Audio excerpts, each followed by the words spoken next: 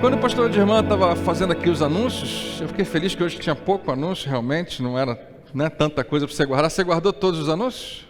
Claro que não, né? Eu espero que você tenha guardado um que você pode se envolver. Tem muita coisa boa acontecendo na igreja, a gente tem um monte de atividades, tem alguma que tem a tua cara. Quando a gente fala de PG, né, de outras coisas, e quando ele, em determinado momento, lendo a palavra aqui, falando junto com você, ele perguntou: quem aqui quer ser rico?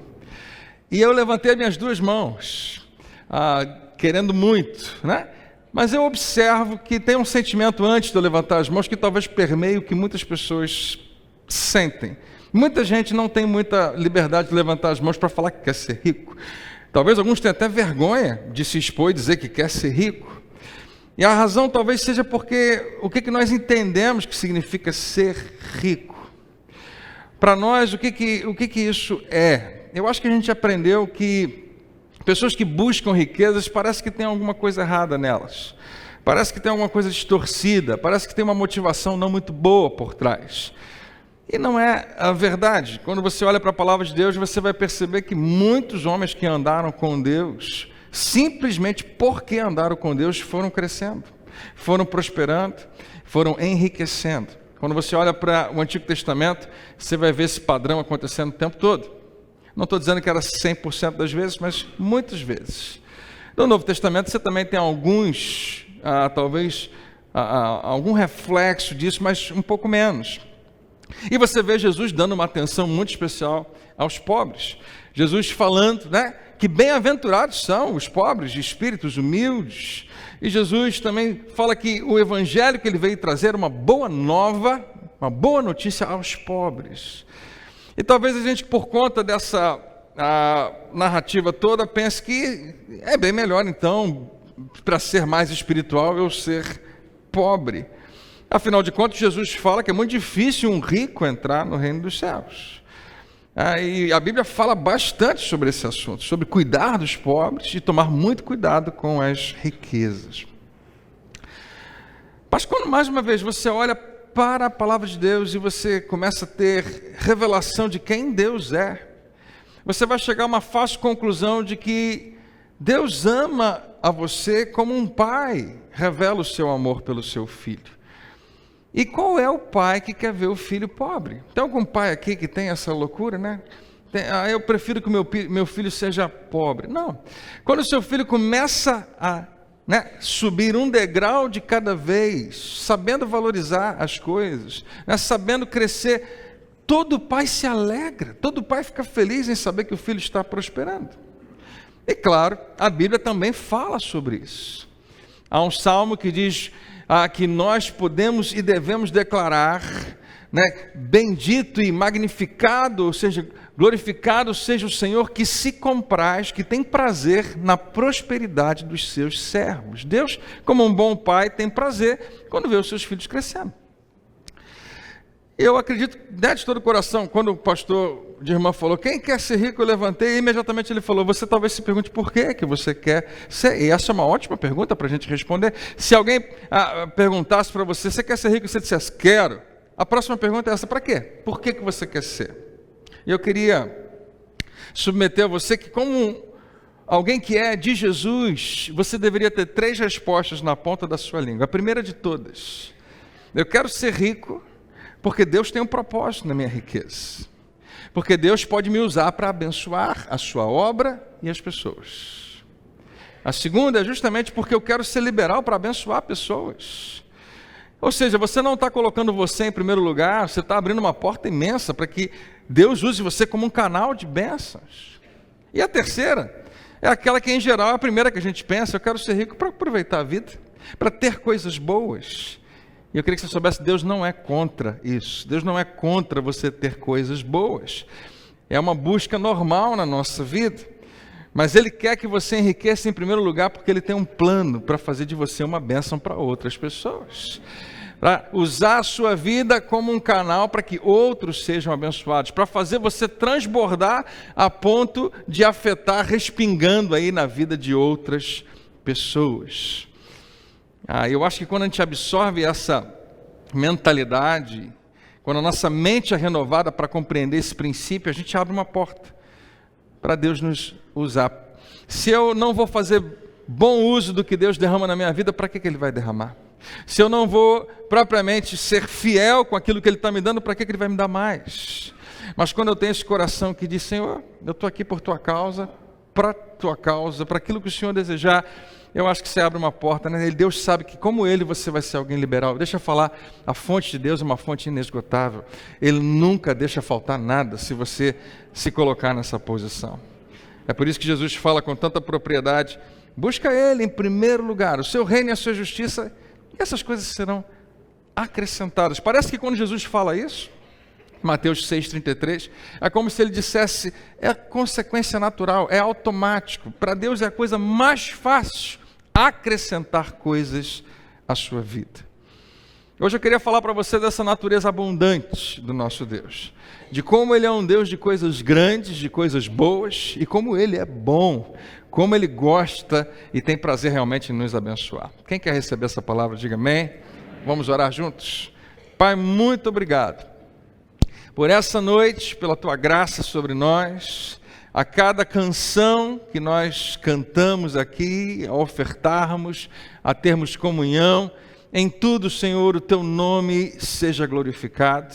E eu tenho certeza, muitos já estão sendo abençoados. Eu oro para que enquanto nós nos envolvemos com a Tua palavra, que cada um de nós possa permitir que essa palavra entre no nosso coração, que ela não passe apenas pela nossa mente, que ela não entre apenas pelos ouvidos, mas que ela entre no nosso coração e renove a nossa maneira de pensar. Se mudar a maneira de como nós pensamos, vai mudar tudo na nossa vida. Eu oro para que hoje o Senhor nos renove. Eu creio que essa é uma noite de restauração. Eu creio, meu Pai, que essa é uma noite de milagres. Eu creio que essa é uma noite onde o Senhor quer nos envolver com o poder da Tua palavra para transformar a nossa história. E, Pai, eu creio que coisas boas vão acontecer, mas antes de ver qualquer coisa, eu quero Te agradecer e Te louvar pelo Teu imenso amor por nós. Por todos que estão aqui, por aqueles que estão nos assistindo pela internet, por aqueles, meu Pai, que um dia vão ouvir essa mensagem. Nós Te damos toda a glória por cada fruto, por cada resultado, em nome de Jesus. Que todos digam amém e amém. Fala para quem está perto de você, Deus quer falar contigo, se liga nele.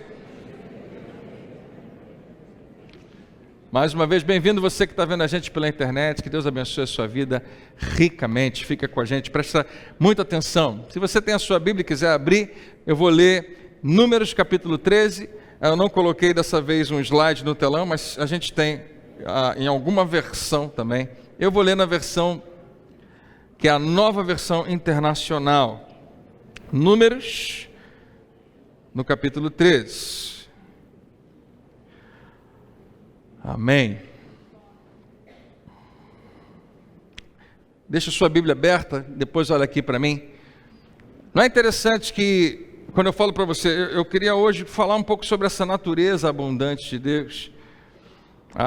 Que o nosso Deus, Ele é um Deus que nós precisamos enxergá-lo como Ele é. Ele não é um Deus apenas do suficiente. Ele não é um Deus, claro, insuficiente. Ele quer que você o perceba como um Deus que sempre é mais que suficiente. A maior busca, eu acho, da nossa vida, no que diz respeito à nossa vida material, principalmente, é que a gente tenha o suficiente. Eu já ouvi algumas, talvez dezenas de pessoas falando, pastor André, ora por mim, eu preciso de uma solução, eu preciso de uma mudança na minha vida, eu preciso que essa situação resolva. E eu não estou pedindo muito a Deus, eu só quero o suficiente. A gente acredita que realmente esse discurso vai mover o coração de Deus. Eu não estou pedindo muito, eu só quero o suficiente, e o suficiente é para mim, o suficiente para minha família. Eu só quero cuidar de mim, da minha esposa, dos meus filhos, eu só quero cuidar de mim, do meu pai, da minha mãe, eu só estou pedindo a Deus o suficiente.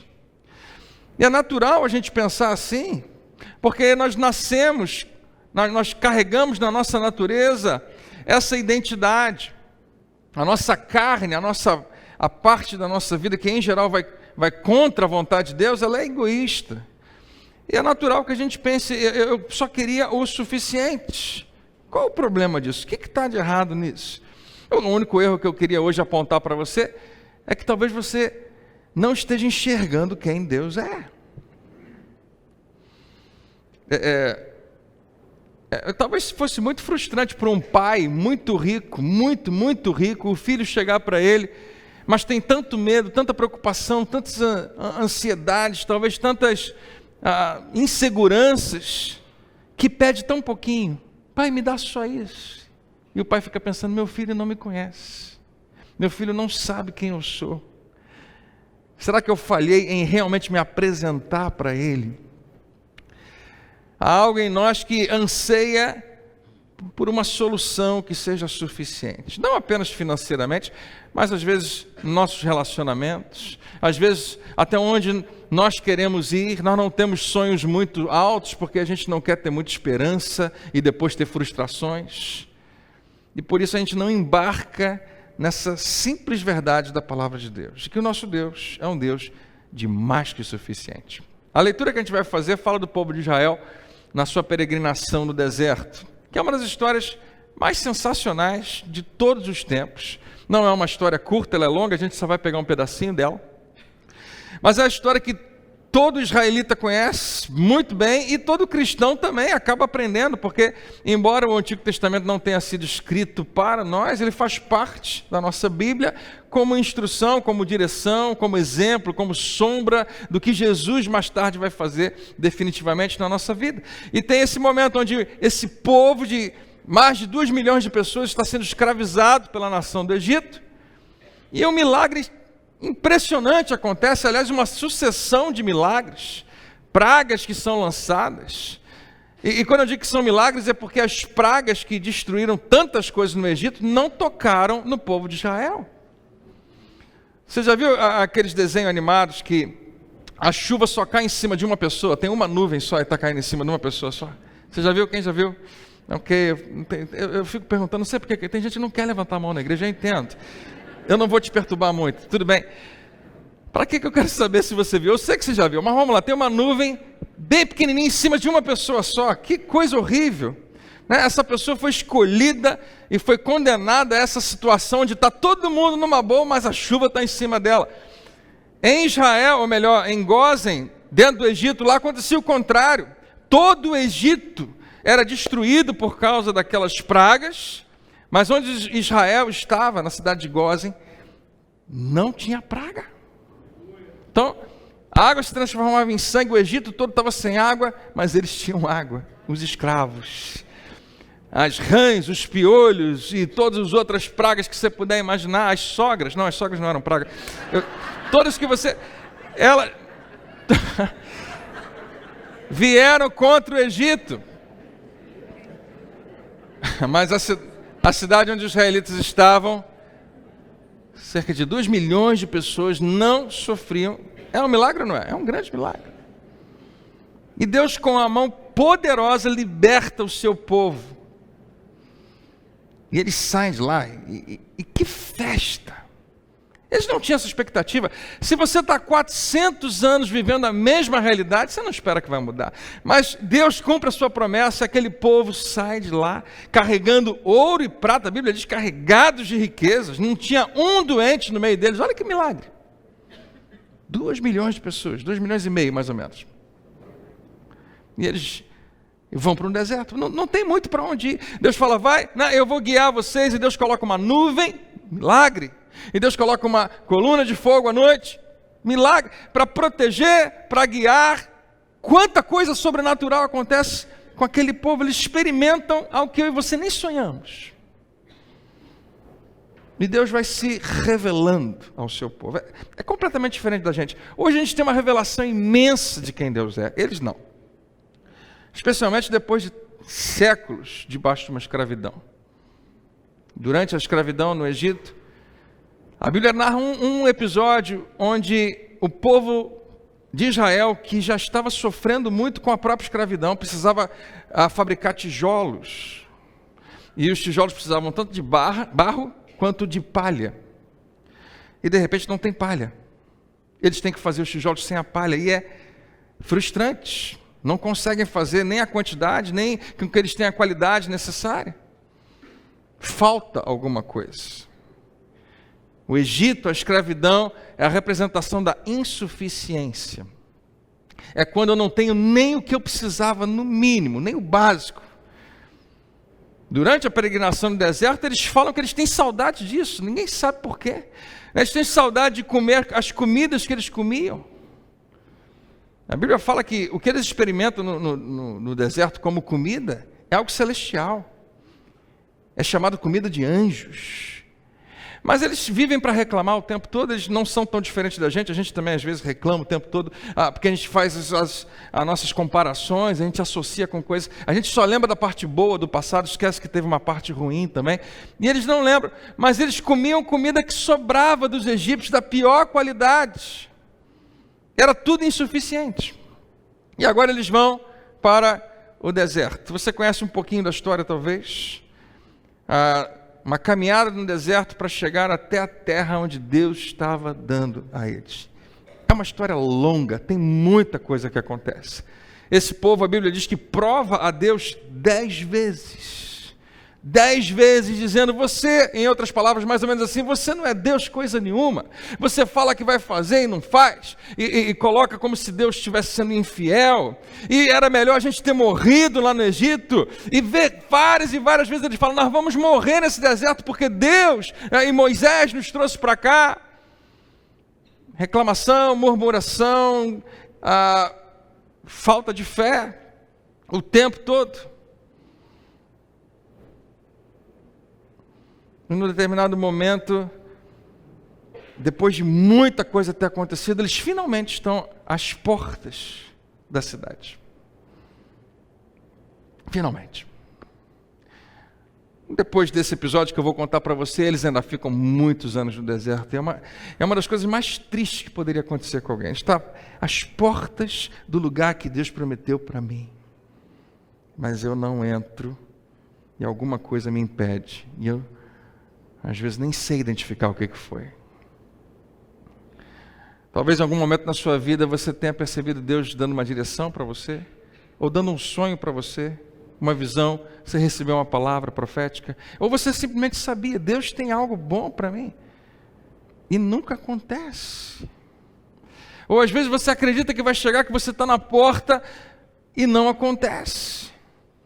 Talvez seja o casamento que você estava esperando. Ou depois que o casamento aconteceu, a vida que você imaginava que teria, a idealização do que o casamento deveria ser, a família que você idealizou. Talvez tenha sido o emprego dos seus sonhos, que foi roubado de você, você achou que finalmente ia chegar lá, mas não aconteceu. Eu queria que você soubesse que você não está sozinho, as pessoas que estão do seu lado têm frustrações diferentes, mas todo mundo tem. Sonhos não realizados, terras que foram prometidas, mas que não foram conquistadas. Aqui está esse momento onde Moisés, inspirado por Deus, escreve e registra o que realmente aconteceu. Ele vai registrar aqui e depois vai lembrar no livro de Deuteronômio exatamente como aconteceu e o que acontecia nos bastidores. Em Números, no capítulo 13, no versículo 1, mais uma vez Moisés e todo o povo de Israel, depois de caminhar uma longa jornada, está diante da terra de Canaã, a terra que Deus prometeu a eles. Versículo 1, e o Senhor disse a Moisés, envie alguns homens em missão de reconhecimento à terra de Canaã, terra que dou aos israelitas. Esse que você está colocando aí tem o versículo 2? Diz assim, em outras versões, a terra que eu hei de dar, na verdade, Deus já falou que eu já dei ao povo de Israel. Esse é o versículo 2. É isso aí. Lá na segunda linha, que eu hei de dar aos filhos de Israel. Entenda que como você quiser, não tem problema o tempo verbal. Deus está falando. Quantos creem que Deus só fala a verdade? Diga amém. Eu hei de dar essa terra. Se eu prometer alguma coisa a você, você pode até desconfiar, você talvez não me conheça tão bem. Mas se eu prometo alguma coisa a você e você confia em mim, você fica tranquilo. Você confia. Você sabe que eu vou cumprir a minha promessa. Há uma paz. Você não desconfia. Você não pensa, será? Você sabe, o André falou, eu conheço o André, ele vai cumprir. Talvez eu não cumpra com todos, mas com você, a gente tem um relacionamento, você sabe, ele vai cumprir. E Deus está falando, não pela primeira vez, ele já prometeu essa terra há muito tempo atrás. Em vários outros momentos, ele renovava a sua aliança com Abraão e com Moisés e com outras pessoas, dizendo: lembra que eu falei? Eu vou dar. Eu vou levar, ele já tinha feito isso com Abraão, a esse lugar que vai ser tudo do seu povo. Vocês vão povoar essa terra, é de vocês. Legal, chegou a hora. E Deus sugere, eu quero que vocês vão lá dar uma olhada. Vão fazer um reconhecimento à terra de Canaã que eu dou aos israelitas. Envia um líder de cada tribo dos seus antepassados. E assim, Moisés o fez. Os enviou no deserto de Parã, conforme a ordem do Senhor. Todos eles eram chefes de israelitas. Todos eles eram líderes. Todos eles eram gente de influência. Todos eles falavam como representantes de um grupo. Líderes das suas tribos. Quando eles saíram do Egito, eram 2 milhões de pessoas. Estava mais ou menos nessa casa, talvez um pouco mais. E esses homens representavam todo esse grupo. Os próximos versículos, até o versículo 16, vai falando o nome de cada um deles. Eu posso ler tudo para você, mas não vai fazer muita diferença. Você não conhece quase nenhuma dessas pessoas e eu também não. Mas quem leu isso na época sabia exatamente de quem se tratava. Sabia qual era a história de cada uma dessas pessoas. E vários nomes aqui talvez não faça muita diferença para você. Mas na tribo de Efraim, no versículo 8, tem um homem chamado Josué. Ou em outras versões, Oséias, mas é a mesma palavra, Josué, filho de Num. E também a Caleb vai aparecer aqui em algum lugar. 16? 3, perdão. 6. Da tribo de Judá, Caleb, filho de Jefoné. Tem cada nome bíblico tão bonito. Eu não sei como é que você não deu o nome do seu filho de Jefoné, até hoje. Imagina uma criança na escola com o nome desse, que sofrimento. E eles vão, então, nessa missão de reconhecimento da terra. Se você ler o primeiro versículo de novo, Deus manda que eles vão ver a terra. Alguma coisa acontece no versículo 17, Moisés se sente inclinado a ver um pouco mais do que a terra, a observar outras coisas. Deixa eu parar aqui e dizer para você que eu acho que isso acontece com você e comigo também. Eu queria que você soubesse que Deus está muito interessado em dirigir você e a sua vida, mas Ele precisa que você seja seletivo em relação ao que você vê e você ouve, e você permite que entre no seu coração, as portas do seu coração. Você lembra que Salomão, escrevendo, fala sobre tudo que você deve guardar. Guarda o teu coração. Ele não está falando de você ir ao cardiologista uma vez por mês. Ele está falando de que o coração, na Bíblia, significa o seu interior, a parte mais importante de você, o seu espírito. Guarda o teu coração, porque dele flui toda a sua vida. A vida que você vê do lado de fora flui de algo que está do lado de dentro. E você tem que ser cuidadoso em proteger, em guardar. Eu já fiz essa ilustração para você algumas vezes. Quando você entra em alguns condomínios que você vai entrar, em alguns lugares chega a ser frustrante a demora para você entrar. Você já teve que buscar sua filha numa festa, e você era num condomínio, e você para o carro, e o cara faz 14 perguntas para você antes de você entrar, e pergunta o seu nome, liga para lá, e demora um pouco mais, daqui a pouco consegue, a cancela abre e você entra com o carro, você vai buscar. Já aconteceu comigo, acontece frequentemente. E eu falo para a Rafa, esse é o momento mais frustrante, ter que passar pela segurança desses condomínios. Eu entendo por que é assim. Porque eles são muito cuidadosos em guardar a entrada. E na hora de sair do condomínio é um pouco mais fácil. Eles não fazem muitas perguntas, mas eles não deixam você sair. A cancela está fechada, eles observam direitinho se você é você mesmo, eles abrem e deixam passar. O que eles estão priorizando? Segurança. Eles têm que proteger o que está do lado de dentro. São pagos para isso. Não podem falhar. Quando você vai entrar em determinados lugares, Espera aí, vamos, antes de você entrar, qualificar se você pode entrar. É isso que significa ser seletivo com aquilo que entra. É quando qualquer coisa que você olha, assiste, vê na internet, vê no YouTube, vê no WhatsApp, que hoje a nossa vida é mídia social, tudo que você lê, tudo que você gasta tempo assistindo, examinando, conversando, tudo que você gasta tempo pensando a respeito, tudo que você gasta tempo ouvindo, tudo isso quer um lugar no seu coração. E Salomão muito propriamente fala, coloca um guarda na porta do seu coração e decide o que vai e o que não vai entrar. Seja seletivo, é extremamente importante. Então quando Moisés pega agora a palavra de Deus, e não é a primeira vez que ele faz isso, e ele aumenta um pouco mais, fala, Deus mandou a gente olhar a terra, e vamos olhar também outras coisas. Então você deixou de ser seletivo, você permitiu que outras coisas que você olha, entrem também no seu coração. Se Moisés fosse 100% fiel e obediente nesse momento, ele dizia, não olhem mais nada, olhem apenas para a terra. O que ela produz? Qual boa ela é? Como é que é a cidade? Veja como é que ele diz no versículo 17. Quando Moisés os enviou para observarem Canaã, disse, subam pelo Negueb, prossigam até a região montanhosa e vejam como é a terra. Até aqui está ótimo. Depois ele fala, e se o povo que vive lá é forte ou fraco? Se são muitos ou poucos? Moisés, como qualquer um de nós, confia em Deus, mas não confia tanto assim. Nós somos tentados igualzinho a ele. Pensa bem, são poucos, são fracos. E daí? São muitos, são fortes. Faz alguma diferença? Muda aquilo que Deus falou?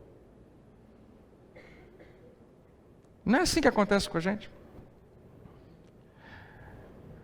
Quando Deus faz uma promessa, você diz que vai te preservar, que vai te curar, que vai te salvar, que vai te restaurar, que vai transformar algo na sua vida, na sua casa. Mas o que vem contra nós, a gente para olhar e fala, é muita coisa, é muito forte.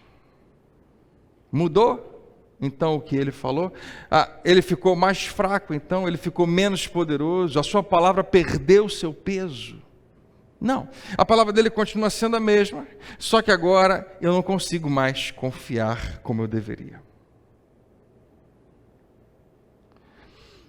E se você achar que eu não tenho nada a ver, pastor, se eu não confiar, Deus continua sendo poderoso. Não. Isso foi o que custou para todas aquelas milhões de pessoas o melhor tempo da sua vida. No Novo Testamento, Jesus vai exemplificar isso vez após vez após vez. Deus é todo poderoso. Ele pode fazer qualquer coisa na sua vida. Mas de repente Ele não faz. Ele é poderoso, Ele me ama, Ele pode fazer qualquer coisa e de repente a coisa não acontece. E Jesus vai exemplificando isso da seguinte maneira. Quando um milagre acontece, frequentemente ele diz para aquela pessoa, você teve parte nisso, você teve uma responsabilidade, você foi o agente por trás disso. Ele usa a seguinte expressão, a tua fé te salvou. Não a minha fé te salvou, não o meu poder te salvou, não a vontade de Deus te salvou. Tudo isso aconteceu, mas Jesus dá crédito à única variável importante, a sua capacidade de crer, de receber, de confiar em Deus. E quando esse povo é desafiado na sua capacidade de confiar em Deus, o dilema é tão grande, tão grave, que é determinante. Se eles não confiarem, eles vão perder a terra prometida, e é exatamente isso que acontece. Como eu acho que talvez mais tarde, muitos anos se passaram, esses homens poderiam ter pensado, como eu queria que Moisés tivesse falado só para a gente ver a terra e mais nada, mas ele pediu para a gente ver outras coisas. se a terra que habitam é boa ou ruim, se as cidades que vivem são cidades sem muros, ou se são fortificadas, se o solo é fértil ou é pobre, se existe floresta ou não. E no final, Moisés fala assim: sejam corajosos. Obrigado, Moisés. Mas agora você está dividindo a nossa atenção. A gente vai ver todas essas coisas e isso vai acabar dividindo a gente. Tragam alguns frutos da terra. E a Bíblia fala, era a época do início da colheita das uvas. Você já viu aquela imagem de 2 homens carregando um cacho de uvas gigantesco? Numa vara? A Bíblia fala que isso realmente aconteceu. Um cacho de uva tão pesado, tão grande, que 2 homens precisavam carregar. A exuberância da terra que Deus estava dando ao seu povo. Quando eu paro para examinar isso, é tão maravilhoso pensar que quando Deus quer te dar alguma coisa, Ele não quer te dar qualquer coisa. Ele quer te dar algo grande, essa é a sua natureza. E Ele vai revelando isso. Quando Ele promete essa terra, olha o que Ele fala: vocês vão morar em casas todas mobiliadas, que vocês não precisaram construir. Esse não é o nosso sonho, gente. Quem queria morar numa casa toda mobiliada que você não precisou fazer nada? Só eu, diga amém aí, por favor. Você vai poder comer do fruto, né? Beber o vinho das uvas que vocês não precisaram plantar. Sua despensa está cheia e você não pagou nem um centavo, está tudo cheio. O que é que Deus está falando para esse povo? Eu amo vocês, e eu cuido de vocês, e eu garanto vocês. Mas entra na terra. Deus prepara o coração deles, fala, eles devem ficar felizes da vida. Mas daqui a pouco eles estão tristes da vida. O primeiro versículo do próximo capítulo, eles estão chorando em alta voz. Por que eles estão chorando em alta voz, se Deus prometeu algo tão maravilhoso a eles? Porque eles não foram seletivos em relação a para onde eles olham. Eles dividiram a atenção entre receber a palavra de Deus e receber outras palavras. Os ouvidos deles estavam abertos a Deus? Estavam, mas estavam abertos a outras vozes também. Tem gente que nem ouve a voz de Deus, é uma péssima ideia. Mas tem muito crente que ouve a voz de Deus, mas não para por ali. Continua ouvindo outras vozes e se permite ser contaminado por outras verdades, entre aspas, e por gente que fala com muita convicção e que faz você acreditar que uma mentira é verdade. Quando eles voltam daquela expedição, eles têm um relatório. Sim, Deus é um Deus de coisas grandes. Ele é um Deus de abundância. Ele se revela dessa maneira. Jesus é a melhor representação disso. Ele fala, quem vê a mim, vê ao Pai. Se você quiser ver o Pai, como é que Ele é, como é que Ele fala, como é que Ele faz, basta olhar para Jesus. Deixa eu abrir um parênteses e a gente dá um salto lá no Novo Testamento, a gente já volta para cá. Num determinado momento, Jesus está pregando já há algum tempo no deserto, e muita gente, quando eu falo muita gente, o grupo que está aqui hoje, multiplicado por 20, aproximadamente um grupo de 5 a 10 a 15 mil pessoas estão ali ouvindo Jesus, multiplicado por 50, sei lá, estão ouvindo Jesus. Ele tinha um microfone fantástico naquela época, eu não sei como, mas aquelas milhares de pessoas conseguiam ouvir Jesus.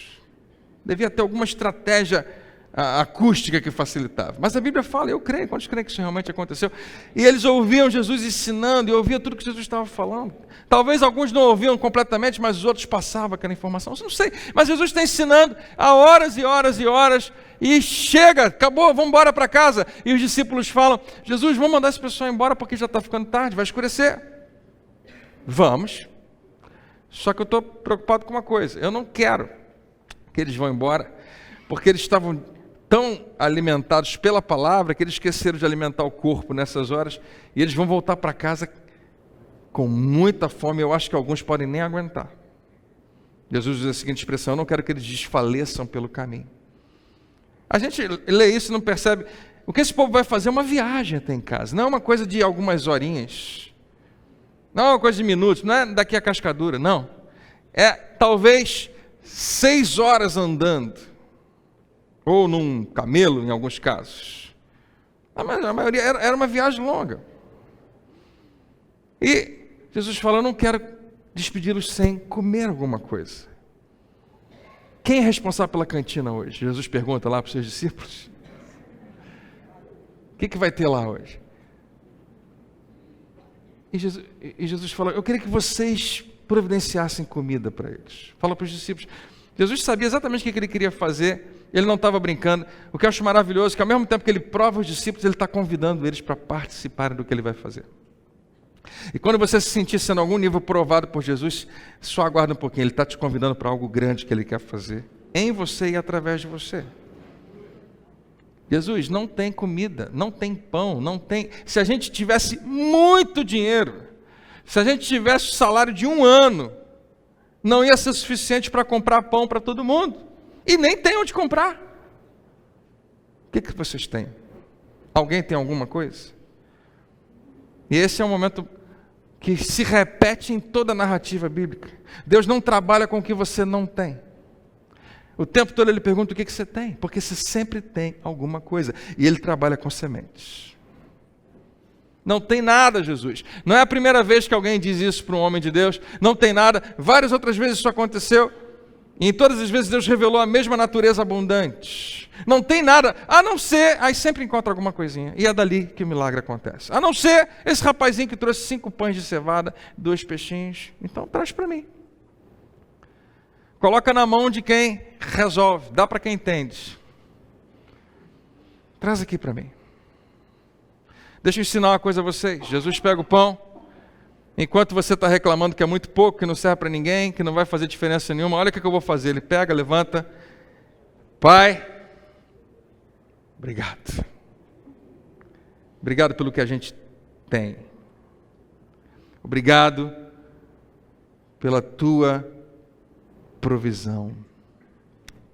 Jesus dá graças a Deus, abençoa o pão. Abençoar significa que ele não está falando mal. É muito pouco, não serve para ninguém. Não, ele fala, isso aqui é bênção. E quando ele agradece, ele deixa essa lição para mim e para você.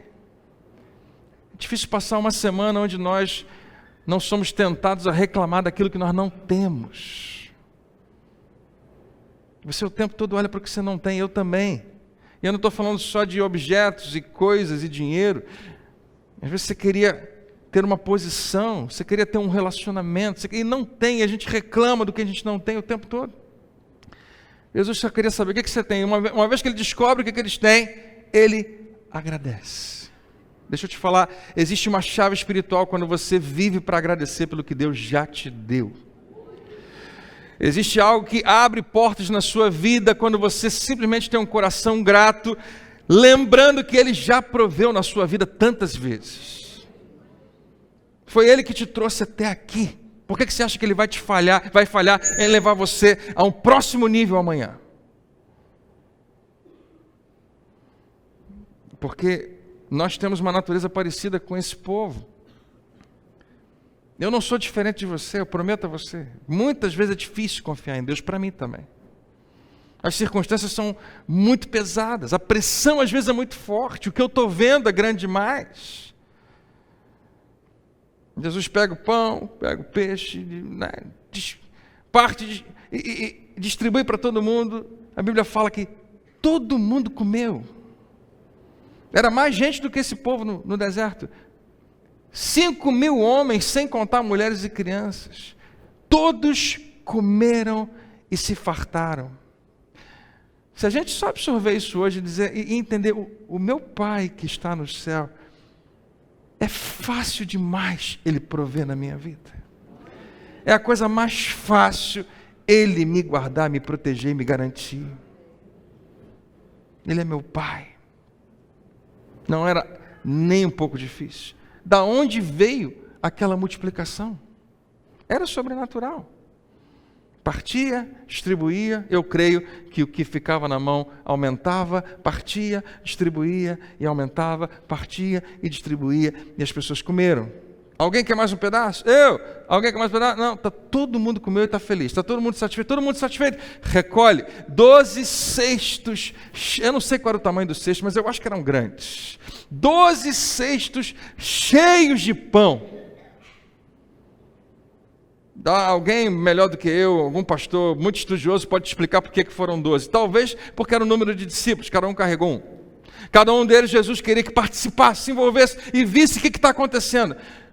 Que todo mundo está jogando pão naquele cesto, joga pão e está enchendo. Meu Deus do céu, de onde vem esse monte de pão?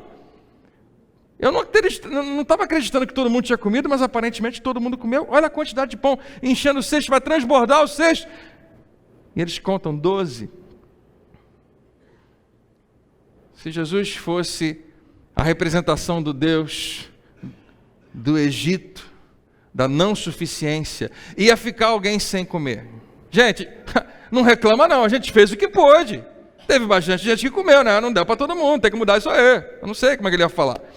Essa última não ficou boa, mas tudo bem.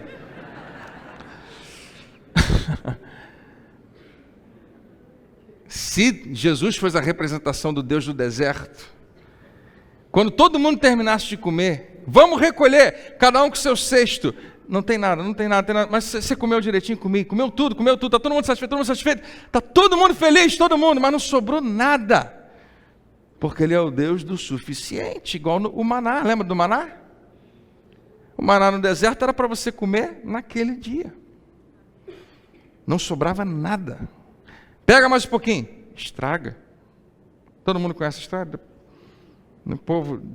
Esse mesmo povo experimentava Deus cuidando dia após dia. É aquele salário que dá 30 dias certinho. Que ninguém aqui tem, né? 30, a gente sempre quer viver um pouquinho além, né? Do que poderia. O nosso estilo de vida é sempre um passo além do que poderia. Né? Mas imagina um salário que deu 30 dias certinho. Quanto tem na conta? 0, mas pagamos tudo. Está tudo certinho. Amanhã eu recebo, a gente vive mais 30 dias. Era assim. Só o suficiente. Nem um centavo a mais.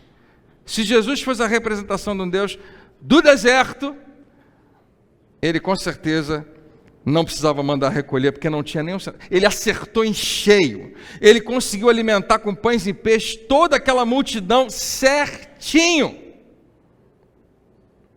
Mas Jesus representava um Deus que é mais que suficiente. Não era o Deus nem do Egito, nem do deserto, mas o Deus da terra prometida. Uma terra onde flui leite e mel. Onde as pessoas constroem as casas e eu vou lá morar. Onde as pessoas plantam, outros plantam e eu vou lá colher. Mais que suficiente.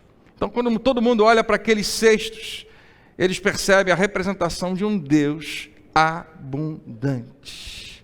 Que faz a nossa vida transbordar. Algumas semanas antes, ou talvez alguns meses antes, Jesus sobe no barco de Pedro e fala, vamos para ali, joga a rede. E eles jogam a rede. Não tinham pego nenhum peixe na madrugada, que era a hora de pegar peixe, aquela hora não tinha peixe nenhum. De repente, os peixes tudo estão lá e eles pegam.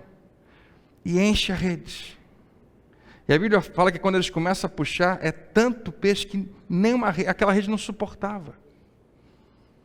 E a rede vai arrebentar. Eu não sei que rede era essa. Se você já viu hoje as redes com linha de nylon, você não pensa nunca que ela vai arrebentar. Mas qualquer que fosse as linhas que eles usavam para a rede, eles puxavam todo dia. Né? A Bíblia fala que eles estavam lavando a rede para conservação. Eles puxavam uma quantidade grande de peixe, mas que a rede aguentava. Agora a rede não está aguentando. Vai arrebentar. Se Jesus fosse uma representação do insuficiente, eles iam puxar e iam vir 4 peixes. E está ótimo para quem não pegou nada. Se Jesus fosse uma representação de um Deus suficiente, eles iam puxar certinho a quantidade que a rede aguenta. Mas como Ele é o Deus que é mais que suficiente, e a gente precisa entendê-lo dessa maneira, Ele puxa e é muito mais peixe do que a rede consegue aguentar. Eles pensam, a gente tinha que ter uma rede muito maior e muito mais forte, mas a gente não tem. Então chama o outro barco, chama e o outro barco vem com outra rede, puxa mais, e os 2 barcos quase afundam. Por que Jesus não acertou na mosca e botou só a quantidade necessária? Porque ele representa um Deus de abundância. E esse povo lá, muitos anos antes no deserto, estava começando a aprender isso. Versículo 26 de Números 13. Eles então retornaram a Moisés e Arão e a toda a comunidade de Israel em Cádiz, no deserto de Parã, onde prestaram relatório a eles e a toda a comunidade de Israel. E lhes mostraram os frutos da terra. Lembra que eles foram, examinar a terra, trouxeram o fruto. 9 vezes antes dessa vez, 9 vezes, esse povo já tinha reclamado duramente contra Deus, fazendo pouco caso, muitas vezes debochando dele, porque ele não é Deus coisa nenhuma, não cuida da gente coisa nenhuma. E aqui está o ultimato deles.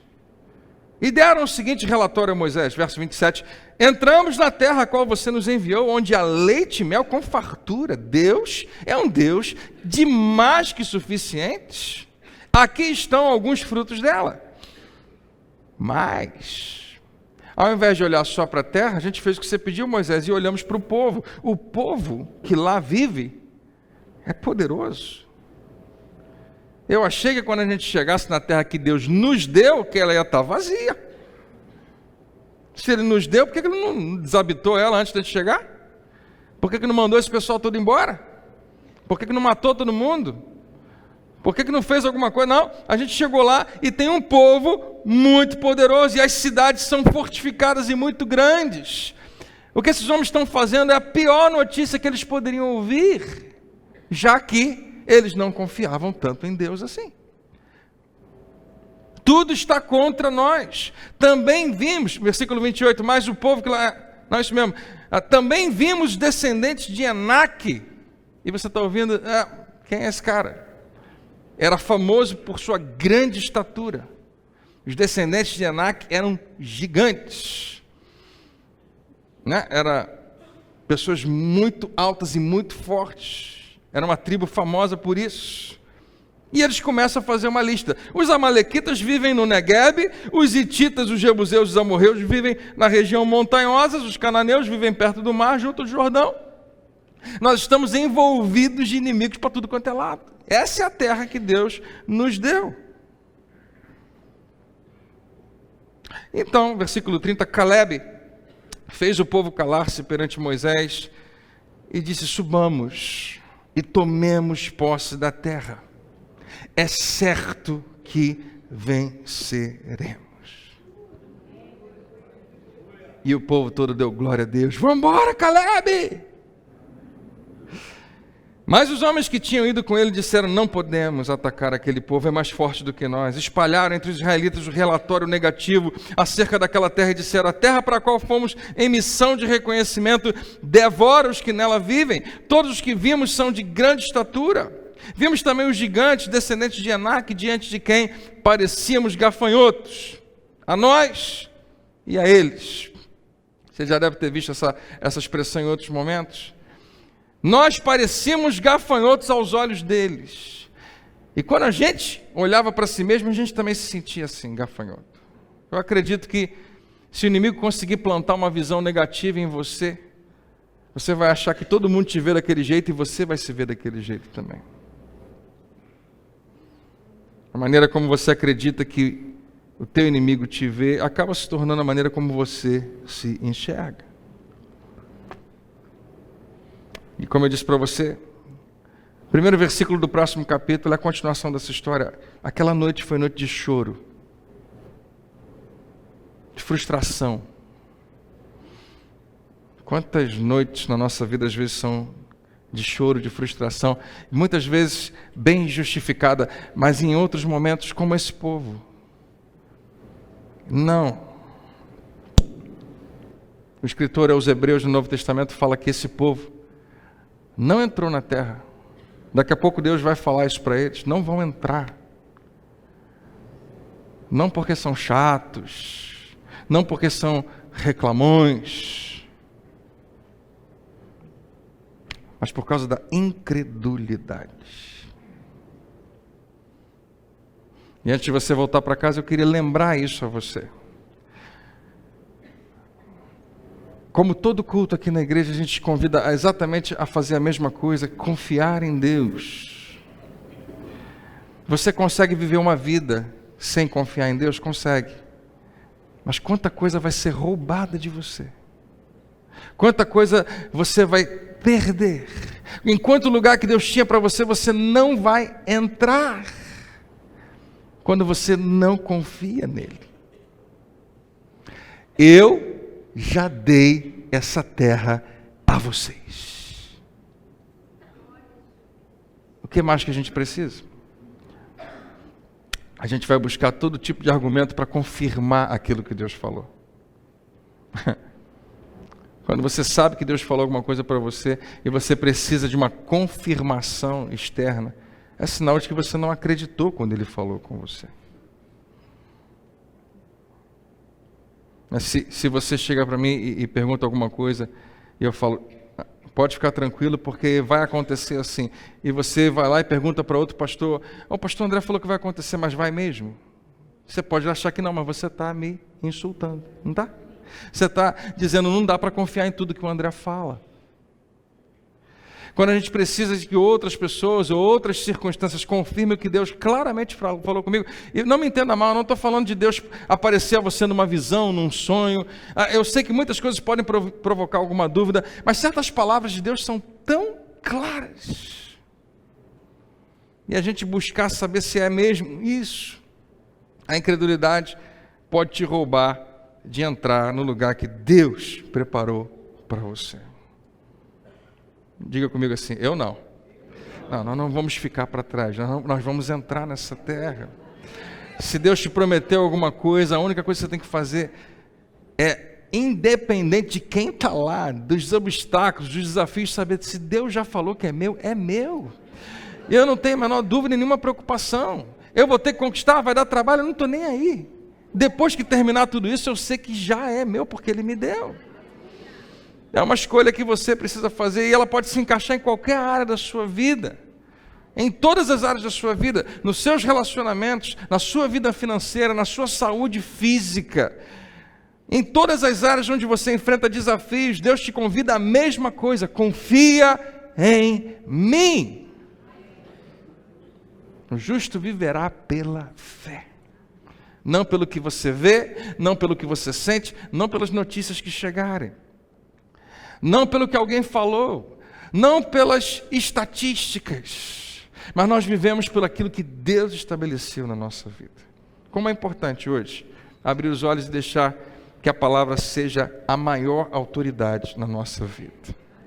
Maior autoridade. Mais uma vez, o seu problema não é que você está com dificuldade de ouvir a voz de Deus, o seu problema é que você está ouvindo outras vozes também, e Deus te convida a ser seletivo ao que você deixa entrar no seu coração, porque Ele continua tendo a mesma promessa para o seu povo. Ele é um Deus cuja vontade é boa, perfeita e agradável. E Ele não tem a menor, Ele não está nem um pouco confuso em relação a isso, Ele sabe exatamente o que Ele quer fazer na sua vida. Ele é dono de todas as coisas. Em Romanos no capítulo 8, no versículo 1, eu preciso que você abra lá, a gente tem que ler junto. Vamos ficar de pé? Romanos 8. Deus é bom.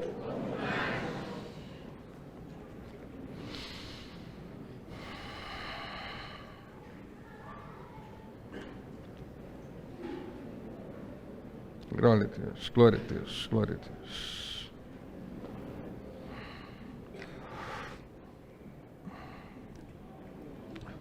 Vamos logo para o versículo 28.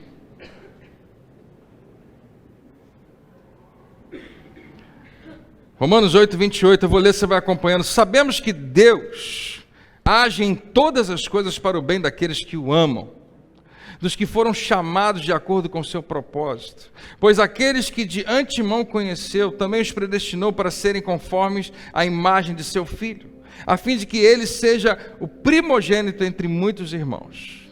E aos que predestinou também chamou, e aos que chamou também justificou, e aos que justificou também glorificou. Que diremos, pois, diante dessas coisas? Se Deus é por nós, quem será contra nós? Aquele que não poupou o seu próprio Filho, mas o entregou por todos nós, como não nos dará com ele e de graça todas as coisas? Lembra que no início dessa mensagem eu falei que você não precisa ter medo de dizer que você quer ser rico. Se você está andando com Deus, você vai saber lidar propriamente com isso. Riqueza não vai ser o teu Deus, mas Ele vai usar você para abençoar pessoas. Então não materialize demais, isso não precisa ser uma visão materialista, de Ele te dar todas as coisas. Ah, que bom, agora eu vou ter todas as coisas. Você vai ter tudo que Ele achar que você precisa, e você realmente precisa, para viver feliz, satisfeito. Isso é uma bênção. Que diremos? Versículo 32, aquele que não poupou o seu próprio filho, mas o entregou por todos nós, como não nos dará com ele, de graça, todas as coisas? Quem fará alguma acusação contra os escolhidos de Deus? É Deus quem os justifica. Você percebe? Paulo está escrevendo, quem é o louco, quem é o maluco que vai intentar alguma acusação contra os eleitos de Deus? Porque ainda que o faça, que peso tem, que força tem, que valor tem, se é Deus quem os justifica? Quem os condenará?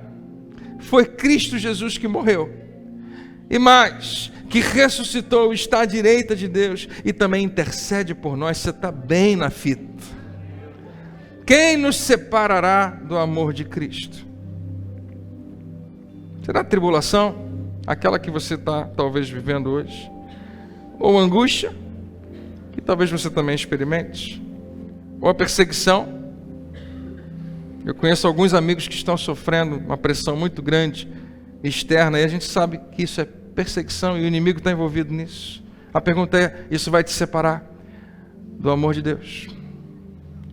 Ou fome, ou nudez. Nudez significa escassez e vergonha. Ou perigo, ou espada. Como está escrito, por amor de ti, enfrentamos a morte todos os dias. Somos considerados como ovelhas destinadas a matadouro.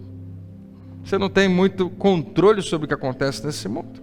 Mas existe um plano muito maior do que aquele que você consegue enxergar. Mas em todas essas coisas, somos mais que vencedores por meio daquele que nos amou.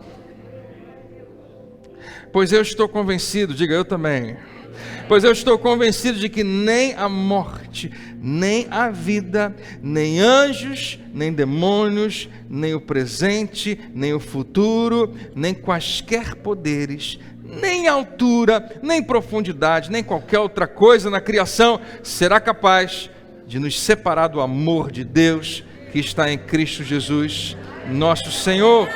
Glória a Deus!